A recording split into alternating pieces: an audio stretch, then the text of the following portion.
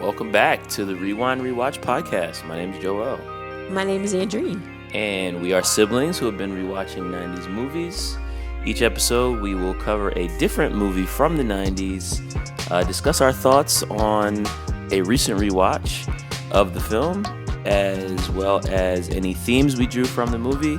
At the end of the episode, we will give the movie a rewind rating from 1 to 5 based on how rewatchable we believe the movie to be. So this week we are going to be discussing In and Out from 1997. 1 hour and a half. And this was requested by Nick. Shout out to Nick. So I know that typically we pick the movies off of a list and we don't look at who requested it beforehand. And we did that again today, but I already kind of knew it was Nick's suggestion because he was the one that had brought this movie up to me back a while ago when we first started the podcast. And I was like, it was kind of in the back of my mind, but I wasn't thinking about it. Obviously, we're 80 episodes in at this point. But I was reviewing the list to pick a movie for this week, and I was like, I remember us discussing it, but I hadn't seen it, and it was a movie that I thought would be interesting for us to cover, so now here it is. Now I've seen it, and now we're covering it. Before I give my one-sentence summary, I just wanted to talk about the director. So this was directed by Frank Oz, and he is an interesting director because he was the voice of Miss Piggy, What? Fozzie Bear, and the animal. Okay, so all the Muppets. Basically. On the Muppet Show between 76 and 81. And as far as directing, he also directed Little Shop of Horrors, Dirty Rotten Scoundrels, The Indian in the Cupboard, Stepford Wives, The Score, and Bowfinger. So all wildly different movies. Some comedies, some a little bit of psychological thrillers. Little Shop of Horrors was a weird horror comedy musical. It's just a very weird movie. But yeah, that's Frank Oz for you. Okay. So before we talk about this movie, give us your one sentence summary of what you think this movie is about. A Hollywood star outs his old high school English teacher. Yeah, that's pretty much what happens. He outs him, but the teacher basically tries to say that he's not gay when he actually is. It's a very okay. Was that one sentence or? It was one sentence. Okay, all right. Yeah. So the Hollywood actor is played by Matt Dillon, and the teacher who is in question here, his sexuality is in question, is played by Kevin Kline. And the important detail that you left out of your one sentence summary is the fact that he's supposed to be getting married in 2 weeks, right. Which is a big part of this movie. Yeah. And so his fiance is played by Joan Cusack. Okay, so you talked about this a little bit when you were giving the one sentence, I guess, summary. I was watching this movie, and it's basically, this is small town called Greenleaf, Indiana. Mm-hmm. It's this idyllic middle America. We see, you mentioned Stepford Wives, and it's kind of similar to that in terms of setting. So we kind of see this suburban American town in the opening credits, and we see this English literature high school teacher who's also a coach, and his students love him, and he helped this kid get accepted into college, and he's getting married, and it's this guy's life is so idyllic and perfect. And then one of his former students wins an Oscar, and basically says he wins an Oscar for playing a gay soldier, and says people are not being allowed to be who they are, and I want to give credit to my high school English teacher. He's gay too. Da da da. Nobody in the town knows. It's a big deal. Yes. Like, it's a very big deal for this very conservative town. Now, throughout maybe the first half, 60% of the movie, there's this like back and forth of like, is this guy gay or not? He keeps denying it. He, at one point, goes to a priest. The priest tells him, you need to sleep with your fiance. Yeah. Like, all this stuff is happening. And I think what I was kind of getting caught up on was like, am I supposed to believe that this guy, like, is Howard, the main character, is he in denial about his own sexuality where, like, he knows he's gay and he doesn't want to admit it? Or is this something that he hasn't even, like, come to terms with on his own?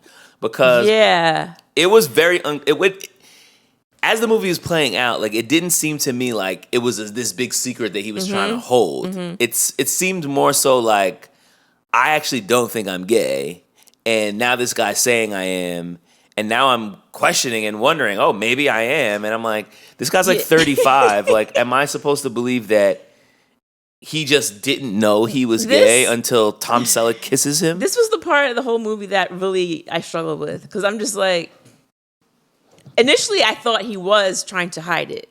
When it first comes out, sitting next to his fiance on the couch, he like throws the remote control out the window for some reason. He's like, oh, no, it's not true. Of course it's not true. And then his parents come over right away. It's a huge deal. And they're like, is it true? Are you gay? The mom just wants a wedding. That's really all she's concerned about. And they're all like, no. And it seemed like, of course, this is late 90s. It's almost like the messaging at that time was like, almost you should be ashamed if this is your lifestyle. This is how you are. And his mom and his husband, his father and his wife, they're all just like, no, it can't be.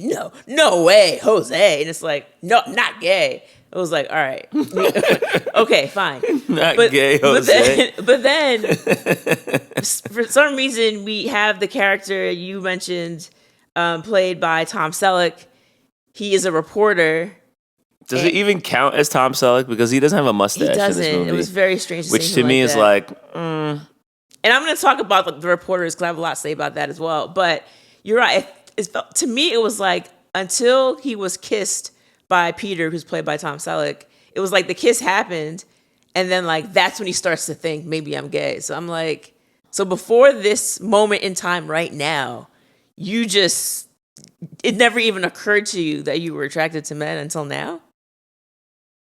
Yeah, it was like, weird. It was very strange to me. Like, what is actually happening here? And there was no sense of like, oh, like this is like this repressed thing that has been coming up, and I always felt like I was attracted to men, but I wasn't really sure. Like, all it was is like, oh, he loves show tunes, and he's a big Barbra Streisand fan. Of course, he's gay. How could he not know? Because remember, they said that like he is well dressed, he's smart, which I don't know why a man being smart. Because straight men are idiots. Anything, but like they're like, yeah, he's smart, he's clean. They said that he was prissy, he knows poetry, and he rides a bike to school. Again, I didn't know riding a bike made you gay. And actually, I started thinking about. Do you remember this? I think it started sometime last year, like on either on Twitter or some kind of social media where people were putting together like these lists that it's like, the gayest thing that a man can do. Have you seen these lists? Maybe. And but there are things that are not associated with with sexuality at all. Like, for instance, it'll be like, if you're a man, if you brush your tongue while you're brushing your teeth, that's gay. Which is like what? They had one. Oh, so just like anything. Yeah, so it's like if you use umbrellas, if you travel with your homies, if you moisturize your face, drink a smoothie, or take home a doggy bag, are some examples that I saw, and I was just laughing. Like, so basically, if you just live your life, then you're gay. So that's kind of how I felt the way the students were talking about their teacher. It was like, oh, he rides a bike. Oh, he's clean. I'm like, what? This is not. And the movie's obviously making fun of these stereotypes that people have put on the queer society to say that, like, if you're doing these things, obviously that means you're gay. Look at you. I beg your pardon? I mean, no offense, but You're an English teacher. Exactly. I mean, all this poetry and odes and bonnets. Sonnets? And you're kind of prissy. Prissy? Well, not in a bad way. I mean, like, you're smart. And well-dressed. And really clean. Doesn't look good. And plus, you got the drama club, and you ride that bicycle. You've been engaged to Miss Montgomery for like 3 years. What does that have to... I mean, think about it. If you add it up, of course the guy thinks you're gay. And it also reminded me of like back then. Do you remember like the phrase gaydar? Yes, I do. Oh my God. And like thinking about it now is so cringe. But people would be like, oh yeah, I have great gaydar. I can tell so-and-so is gay. It's like, I don't know. I can just tell. And it's like, Of course. that's not a thing. Oh, yeah, I know. Of course But I back knew then he it was was gay. a I thing. could tell. Yeah, it was a thing back then. Right. And I think like watching it, particularly like in this current state, it's like the way people were so invested in something that had nothing to do with them. Apart from the fiance, everybody else is like, bro, does it really matter if this man is gay? Well, Like, they still are. That's not. but I'm talking about even that's like not changing even that like much. the reporters, for instance. I thought the story was going to be like, oh, we're coming back to interview Cameron's teacher because, of course, Cameron is a superstar. Right. He shouted out this teacher. Like, that would be a nice story to go back and like interview the teacher and say, oh, do you feel grateful or touched that Cameron remembered you after all these years? But instead, the questions were like, are there lesbians on Mars? Which, how would he even know the answer to that question? And like, it was just things like that where it was like all the questions they were asking him were about his sexuality as opposed to asking him about the connection to Cameron. I was like, this doesn't even make any sense. No, it didn't really make any sense. And the movie's kind of silly. Yeah. And Tom Selleck's character is also a self-proclaimed hack. So like, I think they're also kind of making fun of entertainment television, of like these people who are pretending to be journalists, but they're really just like pushing into other people's lives. Oh, yeah. So that I think was kind of like the whole point of that segment is like he's going to this town and asking all these people all of these ridiculous questions. Of course, in this scenario, Howard is not an actual celebrity, which makes it completely unrealistic. But I do think like they're making some commentary there about like entertainment journalism and like how it's all kind of just grubby and nosy and not rooted in any like real reporting. No, that's fair enough. One thing that jumped out to me that really made me laugh when I thought about it was we are at the Oscars. We're able to see it pretty early on.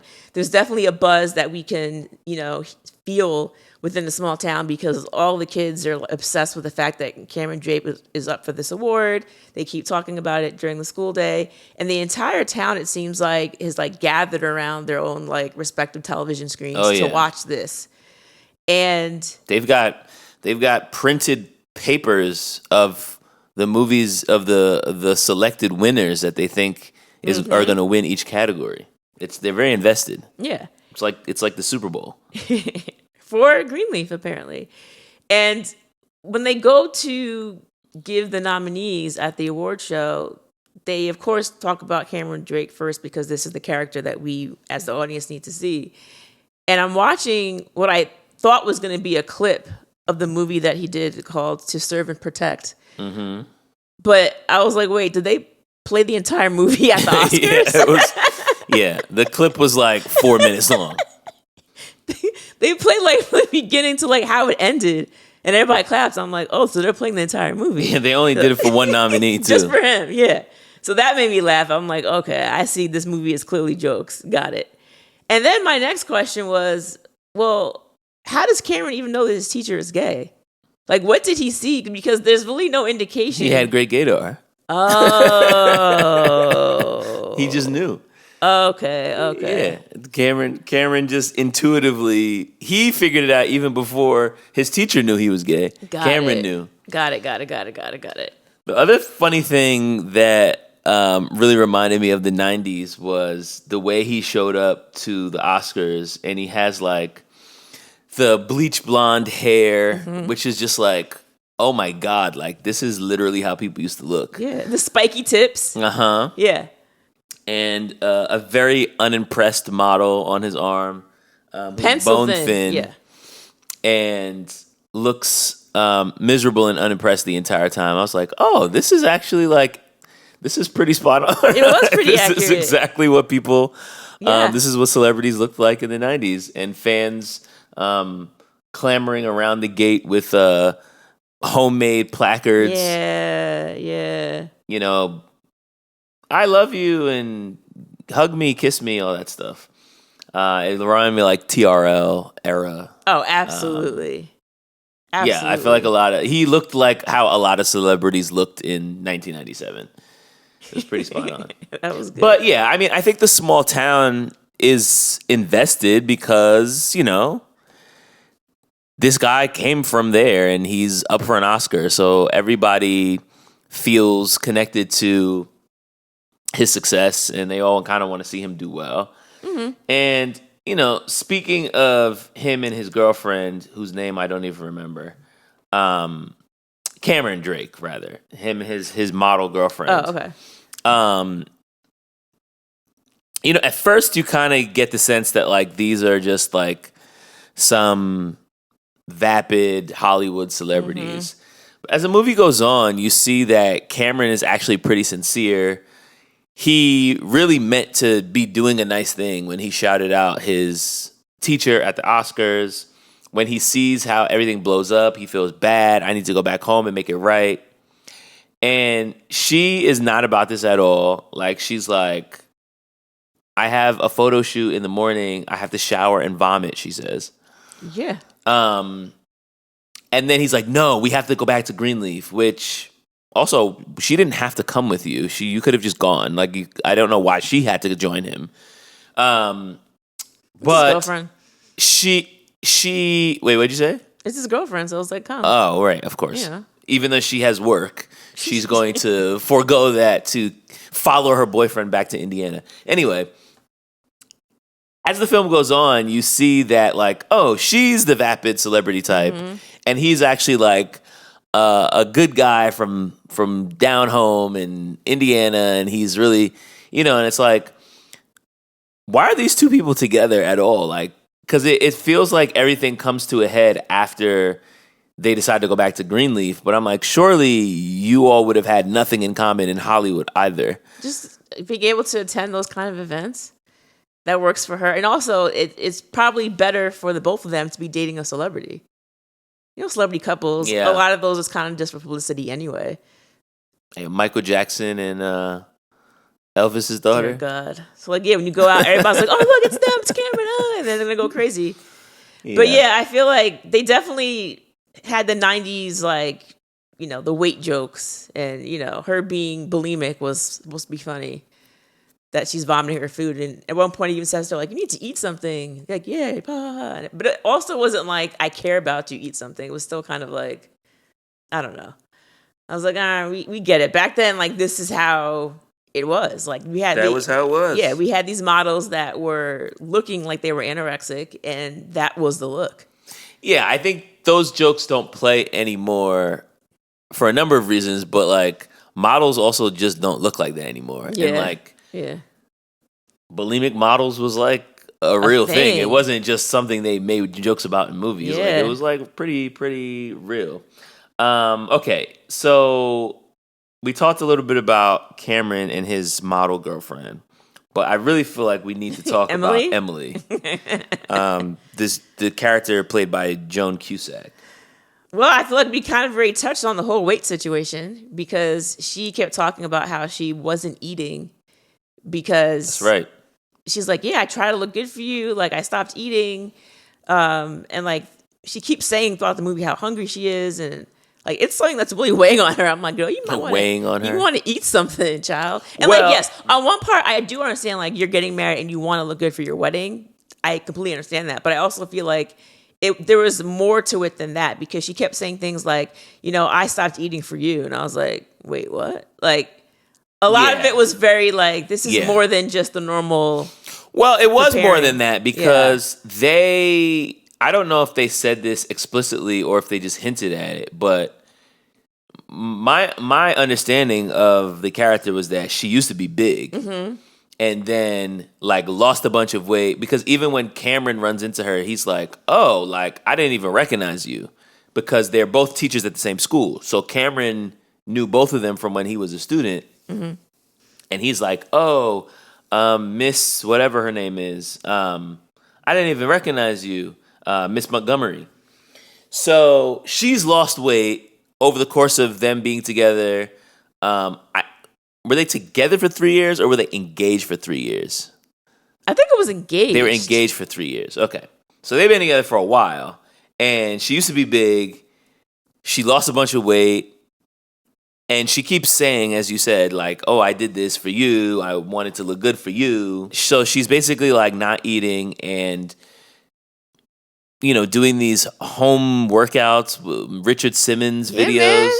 Man. 90s, which baby. I'm also like, I don't know a lot about Richard Simmons workouts, but there's no way those workouts actually work, right? It seemed too minor. Like I feel like you're not breaking a sweat even. No, he's just like cracking Just kinda jokes moving and around. dancing. Step it's like up, step down. It's like yeah, like I've never done a Richard Simmons workout, but based on the videos I've seen, like nobody really looks like they're working out. Like they're wearing workout clothes, but they're just like they're doing like line dancing. Like it's just like you're not like going to lose a ton of calories doing this. But I think if you're gonna do like some Taibo, no, yeah, Taibo Taibo is legit. What was the Suzanne Summers Buns of Steel? Oh yeah. Nah, there was definitely home workouts that was more intense in the 90s for sure. I just don't know if Richard Simmons Was it? was going to like make her like lose 90 pounds. Like I don't know if I'm buying that. But But you just stop eating, so there's that as well. yeah, I mean, I guess that's one way to lose weight. Not a healthy way, guys. But you nailed on something that I wanted to kind of talk about, because it does seem to me that she's put so much pressure on this relationship to kind of change her life essentially, but also like giving her a reason for self-improvement. Yeah. Like none of it ever seemed, she didn't talk about like, "Oh, I lost this weight because I wanted to look good, or I wanted to fit in this dress, or I wanted to be healthier." It was like, "I did it because I wanted to look good for you." And in the end, when they break up and there's this whole dramatic altar scene, and she's like commiserating at the bar, and it's almost like, oh, well, she's going to like devolve back into all of her bad habits because she doesn't have a man. And she's like this sad woman wearing a bride's dress who's been left at the altar. And I'm so sad because nobody wants to be with me. And it just came off to me as like, this is a person who has no desire to improve herself. It's just really just like, I'm doing this to keep this man, and this man didn't want to be with me. And then at one point, she's standing out in the streets, like yelling at passersby, like, "Hey, doesn't anybody want to be with me? Is there any single men out there who aren't gay who want to marry me?" It's like, oh my God, like. Because she tries to sleep with the guy in the bar, and he's like, "Sorry, I'm gay." No, Yeah, Tom Selleck. His character. And she's like, "Is everybody gay?" And it's like, okay. She was funny though. Like she made me laugh more than No, everybody. she was funny. But yeah, the character was very pathetic. And then at the end, when she's at like that party scene, she's sitting there with Cameron, and she's like stuffing her face with a bag of chips, like a full size bag, and she's like throwing it back. And so we're led to believe that she's going to gain all of the weight back because Cameron told her, "You were always beautiful," and so I don't have to be thin I don't for this need man. to lose a weight for a man, so I'm just not gonna lose weight, Right. Because the only reason I did it was to be desired by a man. I mean, I think the problem is she seems to not realize a difference between like eating nothing and eating everything. Like there's still something in the middle where you can still eat, but then like not, But anyway, Yeah, that's her character, the way that it was written. So yeah, by the end, you just kind of feel bad for her. it even starts when she goes to the bar and she's like, just like scarfing down all the bar peanuts. Ugh. And I gotta say, I've been in a lot of bars in my time, in my years. You never seen Peanuts? I can recall only seeing Peanuts on a bar like maybe 3 or 4 times. Like, Yeah. I don't like. Is that just a thing that happened in the 80s and 90s and they stopped, or is that just something that happened in movies and never actually really happened at bars? Because like I can't answer that. 'Cause when I watch was a child. yeah, like when I watch TV, even or like you'll see somebody goes to the bar and they're just like throwing peanuts back while they sip on their beer, and I'm like, what? Where are these bars? Like I've never seen bar top Maybe peanuts. like, I mean, yeah, something you see like on Cheers or something. Hey, Cheers definitely have to have peanuts. Yeah, Cheers is a bar. But yeah, I don't know. She was a pretty pathetic character, and it also felt like he was, Howard was like, he felt bad for the effect that it would have on her, not because of their relationship, but just based on like he knew that she would spin out. And I'm wondering like what was this relationship the whole time? It was a good friendship. Yeah. They enjoyed to accompany, like when they were getting ready to sit down and watch the award show, it seems as if they had a good vibe. So, I mean, having a great friendship is a big part of the relationship, but the sexual attraction does need to be there, because the whole like waiting the 3 years for sex, it wasn't clear if it was just like, oh, we're doing this because we're waiting for our wedding, or is it because he just never tried? Like, it was like, why hasn't this happened? Yeah, it seemed to me that they never had sex At all. at Yeah. all. Like yeah. at any point in their relationship. So that's why the priest was And like, even the priest was like, for real? Like never? yeah, because that's what I'm saying. It was like, oh, we made this conscious decision to do this. It's like, it just never happened. And then the priest was like, all right, we'll go ahead and did it. So that scene when But it's also like, go ahead and do it to prove that you're not a gay man. yeah, which It doesn't seem like really good It's not. priestly advice. It's not good advice from anyone. Let's start there, because it really doesn't make a lot of sense. But that scene, I'll tell you what, I busted out laughing because I was like, no way. He gets back, he goes to her house, and now he's like, according to the priest, he has to like get it in. So he's like rushing the issue. And of course, to her, she's like surprised because it's like, what's gotten into you? Like, it's been 3 years and you've done nothing, and all of a sudden now, Yeah, at least 3 years. right? And now you're like, jumping on top of me, throwing me down on the bed. And as he starts to kiss her, he throws her down on the bed. He rips off his shirt and he's like, "Who's gay?" And I said, "Wait a minute, wait a minute." Because if I was her, I'd be like, "Wait, excuse me? Wait. What's happening here?" And there's nothing about that that's getting me all boned up. So no. Well, So instantly I was like, bro, this is not the way to go about it. This is not how you seduce a woman. she wasn't into it either. No, she stopped it and was like, yeah, we're about to be married in a couple of days anyway. Let's just wait, basically. But at that point, I'm like, And also, why do you are you actually want to marry me? Because yes. she's like, what are you actually doing here? And he's like, no, yeah, I really do. yeah. And then 2 days The later, sign on the wall, though, she knew better than that. yes, and Howard, you had your own signs. Like, you knew that you didn't want to be with this woman. You knew that you didn't want to marry her. Maybe you felt like, hey, I can just live this life. But like you said, there was no sexual attraction. And I feel like after he waits until he's at the altar and instead of saying, I do, he says, I'm gay. I would be devastated. Then it's like, bro, like devastated. yes, people are pissed at you. People are like, going nuts. It's not because you came out. It's because It's the time and place, bro. you literally waited until you were standing at the altar with this woman that you've been engaged Yeah. to for 3 years. Yeah. At any point before this, you could have, And that's what she says to him. yeah. She's like, why would you wait till now, like, in front of everybody? And spazzes out. And honestly, like, I get why she spazzed, because this is absolutely insane. I'm wearing a wedding dress which you picked out. I highlighted my hair because you said I needed shimmer. I loved you and believed you and pretended not to notice the Streisand thing. I thought you were just creative. I started to think about those shows we watch, like Not Love Is Blind, because do they get married on that show?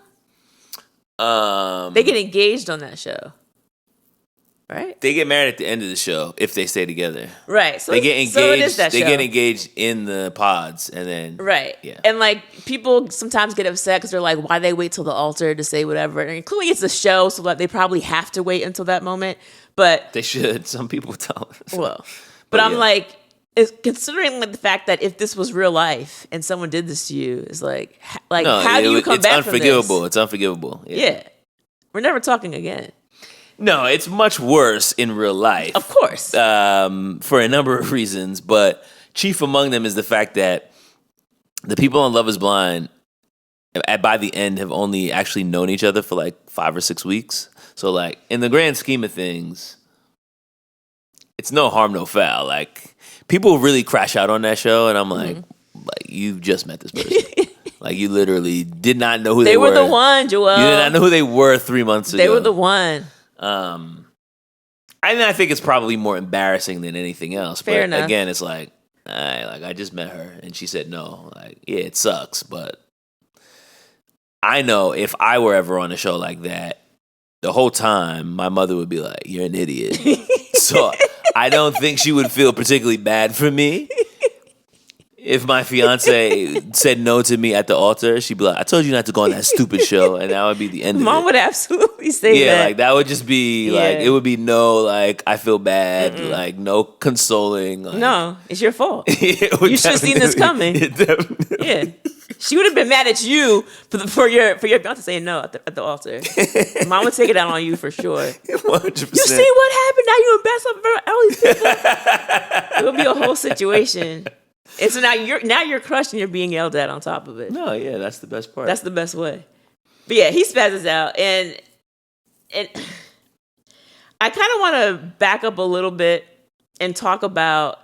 There's a scene where all of the guys are in the locker room, and they're students. Yeah, Yeah. they just learned the night before that Cameron had basically outed their teacher and their coach. The whole town was watching. Yeah. And so they're in the locker room and they're getting, dressed, and the guys are talking about it because, of course, this is like the hottest tea to hit the town. And they're like, yo. It's their coach. They're like, yo, like, this is crazy. And so one of the guys is like, yeah, it's unnatural because it goes against basic plumbing. And what he says is like, people have in holes and they have out holes. I said, okay, where's this going to go? So he said, for instance, he's like, your mouth is an in hole because like you eat like burgers and pizzas and whatever. But then he's like, but it also could be an out hole if you're vomiting. So actually, yeah, that's not good as a hole either. And the other guy's like, wait, it's not? And I was sitting there watching it because it's like, you really can argue that any hole is an in hole or an out hole depending on your argument. And so you could. This is a really bad argument to begin with. Right.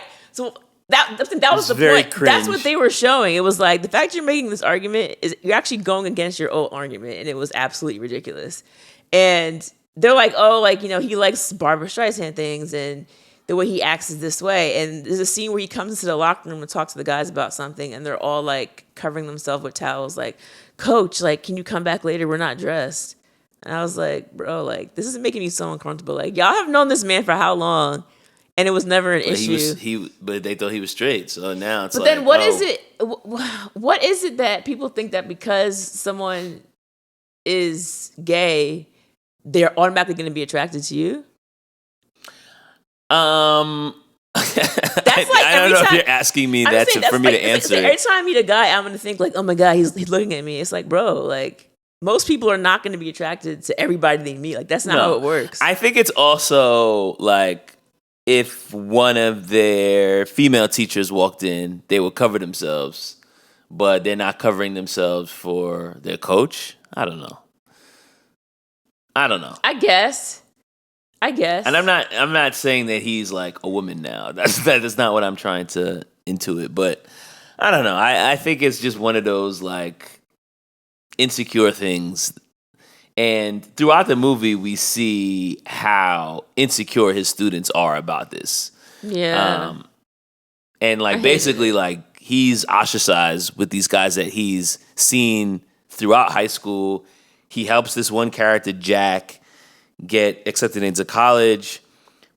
But once it comes out that he's a gay man, then all of his, teammates are basically like, oh, like, we can't really rock with him no more. And so he feels kind of bad about it. He doesn't really understand this whole gay thing. So he doesn't really know how he feels. He knows that this guy's helped him. They had a relationship, but he no longer feels even comfortable, like, and I think part of that was like the peer pressure, but I think part of it was also like, I don't really understand what any of this means, and I don't know what to do with this information. So he's just kind of like, I'm just going to avoid my teacher now. And it was all kind of sad, but also pretty realistic. Yeah, I think he just like doesn't really understand where he's coming from. And so he's just like, I don't know how to react. I don't know how to. Yeah.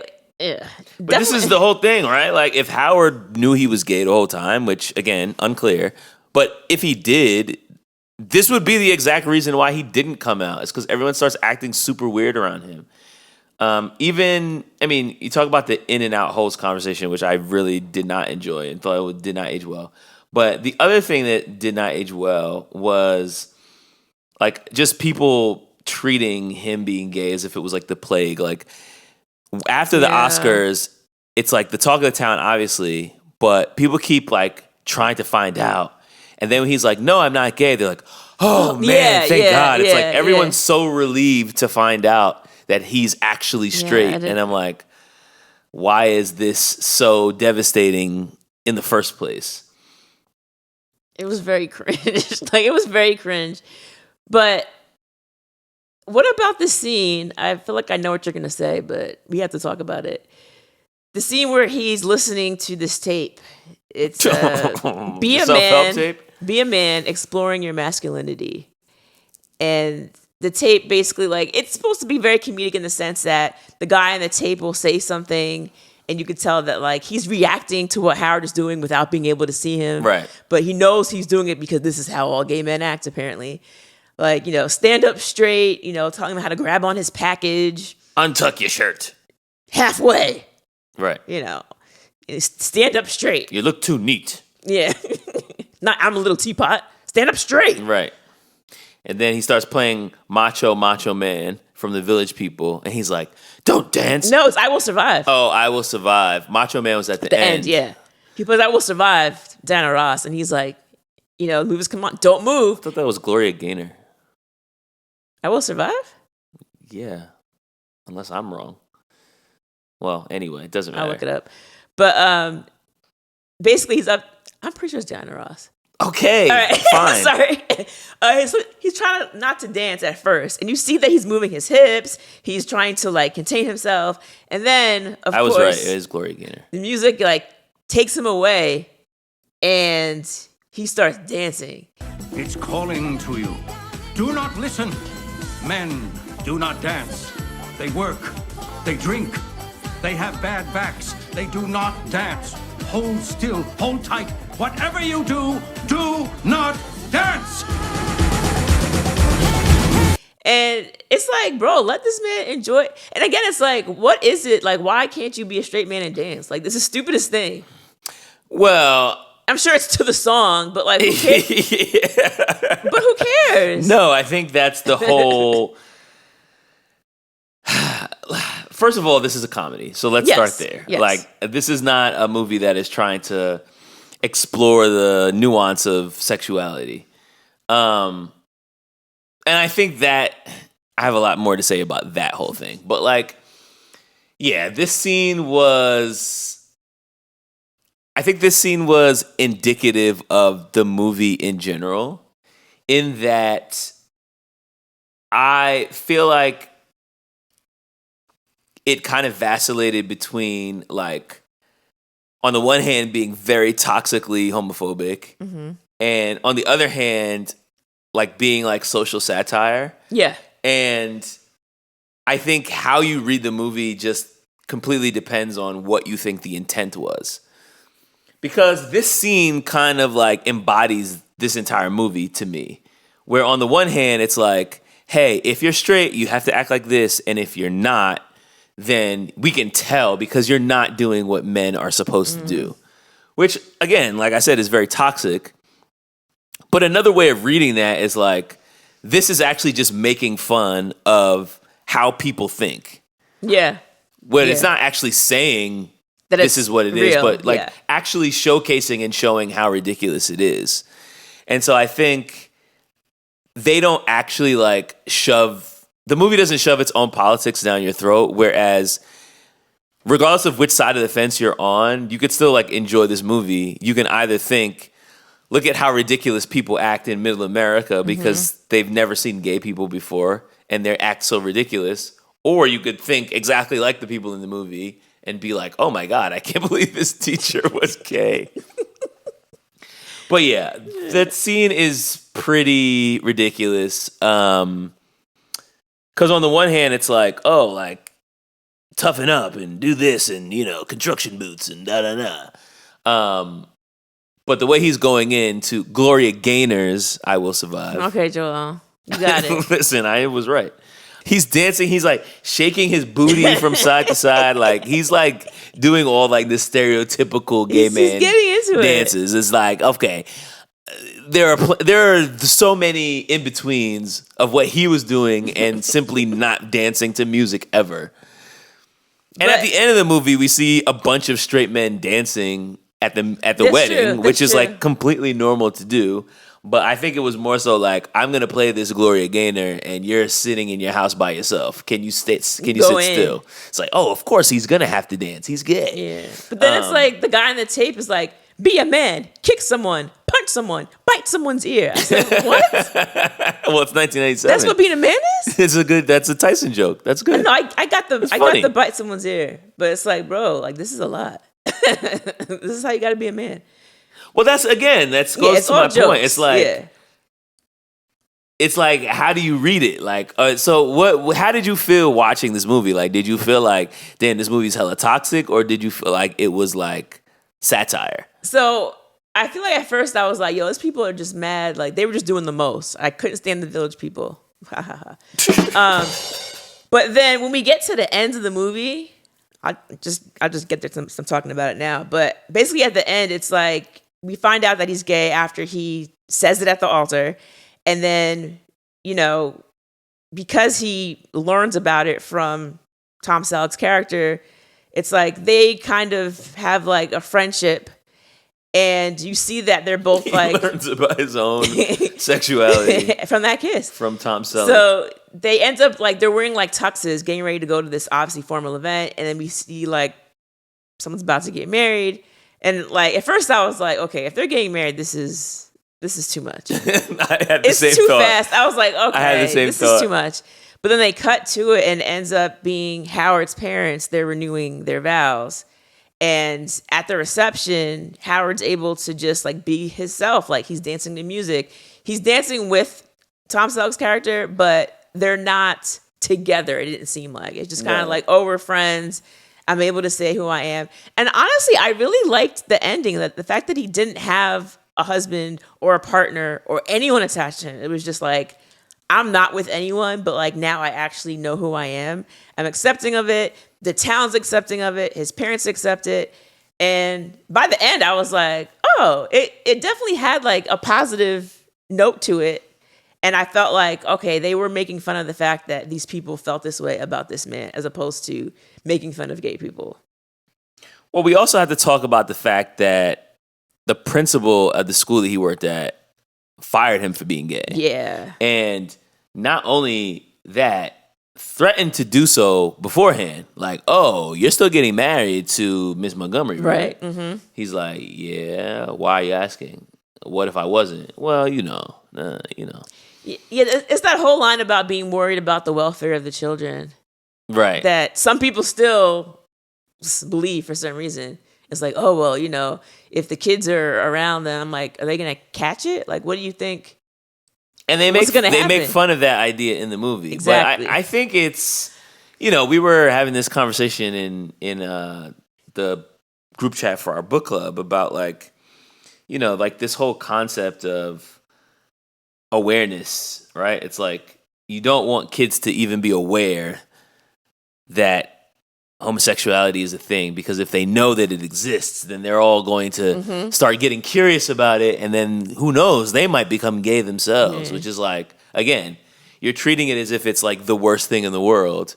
In actuality, your goal with children should be to expose them to as much as possible so that they get a better understanding of the world around them, versus like form-fitting them into this small space and saying like, this is the only thing that you're allowed to know exists, and don't ever explore options, and don't ever know anything other than what we tell you. And they get to college and they get shocked.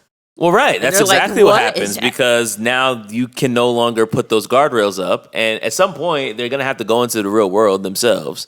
So if you're constantly like, anyway, I'm going to get off my soapbox. But this whole dramatic scene at the end of the movie where Cameron Drake shows up to the kids' graduation and they give the Teacher of the Year award to some other teacher, which is crazy because Howard is obviously Everybody the best. loves him. He's Yeah. obviously the best teacher Yeah. in the school. I mean, this guy just won an Oscar and was shouting him out. So he's obviously the star of the school, but they gave the award to someone else, and the students are pissed. And then Cameron Drake shows up, and he's pissed, and then the kids basically start just basically saying like, "Oh, I'm gay too," and everybody starts standing up and saying, and then the one girl is like, "Oh, I didn't know, I don't know what happened to me, but I was in Mr. Brackett's class, and it's contagious, and now it's all over me. I can't get it off. I must be gay."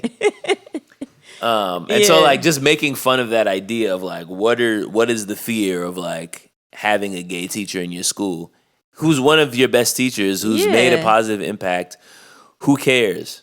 Because he even said, like, what you do in the privacy of your own home is, like, up to you, but, like, you can't bring it to school. But I'm like, but what is he bringing to school? How is he bringing it to school? He has never even had a boyfriend. Yeah, I didn't understand. Like, what is he bringing? It didn't make sense. I was like, okay, you're just homophobic, but all right, cool. Yeah, and that was the other thing. It's like, as they're asking him to justify why they let Mr. Brackett go, or Howard, like, he really can't come up with like a good reason. It's just like, oh well, it's like, nah, like whatever you're saying is trash. And then Cameron Drake like suns him in front of everybody, and he's a celebrity, so then it's like, all right, well, I can't be like shouting him down. But then Cameron also gives him his Oscar, and I'm like, I don't think your Oscar means anything to Howard. Like, he did not earn that. Like that. I mean, Cameron Drake didn't earn it either. That movie was awful. The movie sucked. That's kind of how I knew the movie was going to be a comedy. I said, "Oh, okay, this is a comedy," because that movie was a lot. But still, he still earned it. So it's like, bro, you're gonna give it to this teacher. It's gonna mean nothing to him. But all right, fine. And it means something. It's a gesture, and that scene was like a little long because it was like, okay, we get like the one teacher stood up, then it was like two. Then it was, but like everybody who stood up spoke. It wasn't like I'm just like standing up. Everybody gave a little speech. It was students. It was teachers. The postman, it was his brother, the barber, who was Mr. Carucci. Mr. Carosi. Carosi, I can't remember his name. Carucci's, that girl who Chris Brown. Chris dated. Brown. Yeah. Okay. Yeah. Mr. Carosi from Saved by the Bell was at the summer at episodes. the bachelor party. Yeah. The summer episodes. He was at the bachelor party with an awful toupee on. You talked a little bit about the ending. What would you say is the theme of this movie? Well, it was a bunch of them. I guess two of them, but it's kind of the same thing. On the one hand, the main character, like, he learns to be proud of who he is, accept who he is. And the small town learns not to be so bigoted and to be accepting. And I think it's a good look for the students, like we mentioned, to be able to like have been exposed to their first gay person before getting to college, and like understanding that like, no, they're not predators or dangerous or whatever. This is a person who's very intelligent, very smart. You looked up to him, and guess what? Like, you didn't catch anything. Like, you're fine. So I think it was a positive message at the end. Yeah, I mean, I keep going back to the whole duality of this movie being like kind of dependent on what you think the intent is and kind of what lens you're coming into it. On the one hand, there is like this assumption that, you can't be smart and tidy and enjoy poetry without obviously being a gay man. A part of me, especially early in the film, was almost kind of hoping that he wasn't gay. Because I feel like that would have made for a more interesting, nuanced story of like, oh, this guy shows all these quote unquote signs, but he's actually just like a straight man the whole time. But that didn't happen. And then I'm like, okay, so then am I supposed to believe that like because he loves Barbra Streisand and poetry and riding a bike and tucking his shirt in, that like, oh, well, like these should have been the signs they all should have known. So I didn't really love that. But again, on the other hand, I do feel like the movie is like critiquing small-minded perspectives and like this whole middle of Indiana town in suburban America. How do these people think who have never been exposed to like a coastal city? And I do think the movie also like kind of shines a light on how ridiculous some of that thinking is. I guess one thing that leaves me a little, I don't know if uneasy is the right word, unsettled is probably a better word, is like, this man was clearly a repressed homosexual for like 30 years. Yeah. And until we see this, him getting outed at the Oscars, like, he seems completely content. And I'm like, I don't know. I almost would have liked to see some sign of him struggling with this or feeling uneasy about entering this marriage with this woman that he clearly has no sexual attraction to. And it just felt like, oh, my life's perfect until everyone found out who I really was. Like, I don't know if that's really the way that would have worked. Like, I feel like he would have been maybe publicly happy, but privately very sad and alone. I'm guessing they just wanted us to be shocked or not, or confused. Like, they didn't want us to know. I was confused for sure. I was definitely confused because I'm like, is this like, does he know if he's even gay? Does he know? Yeah. Although I will say the part that was funny was when the entire graduating class, as well as the entire audience and the band, all stand up and say like, I'm gay, I'm gay, I'm gay, I'm gay. And then you'd see Tom Selleck's character in the back and he's like, I'm gay. And it's like, you actually are gay, sir. It was pretty funny the way he did it. Okay. So you want some facts? Yes. So the producer of this film, his name is Scott Rudin. And he was inspired by Tom Hanks's Oscar acceptance speech for Philadelphia, where he noted that he thanked his high school drama teacher as well as a classmate. He said as they were two great gay men that he had had the good fortune to be associated with. And so he took that and said, well, what if we did something related to that, but the teacher was actually like engaged to a woman? Right. And that's kind of how the idea for the movie came about. The movie was written by Paul Rudnick, who also wrote Sister Act, Addams Family Values, and The First Wives Club. So he is... Two of which we've already covered. Yeah. He is actually an openly gay man who told Vanity Fair that he wanted to do a coming out story that was in no way tragic. So, like, he didn't want to deal with, like, the story of someone being rejected by their family. Right. So, instead, he wanted it to be, like, there were some questions about it, yes, but by the end, everyone was very accepting. And so it was, like, a positive story rather than a negative one. Although there's this big line where Cusack's character says, F Barbra Streisand right after the wedding, just to get under his skin. Rudnick said that he heard that the actual Barbra Streisand was very entertained by the film, and she enjoyed it. So that's a good time. And I was just thinking about, like, when this movie came out, this came out in 97. So Ellen DeGeneres came out that year. And then my best friend's wedding also had a main gay character, and that also came out this year. The year after this is when Will and Grace debuted. And thinking back, like, I think for me, Will and Grace was the first time that I watched something where, like, you saw at least one gay person that was, like, at the forefront. And like the butt of the joke wasn't just like, oh, you're gay. It's kind of like, it was like, yeah, I'm gay and I'm proud. And it's like, I'm funny and I'm hilarious. And it was just kind of like having a character where they weren't making fun of them because they were gay was something different for TV at the time. And a lot of people were upset when that show came out. And a lot of people were happy about it, depending, again, on your perspective. But I loved that show. Like, I didn't watch it at first when it first came out, but I ended up watching it like maybe a few years later. It's absolutely hilarious. And like thinking at that time, it's like I could see how this movie In and Out was definitely something that was very different.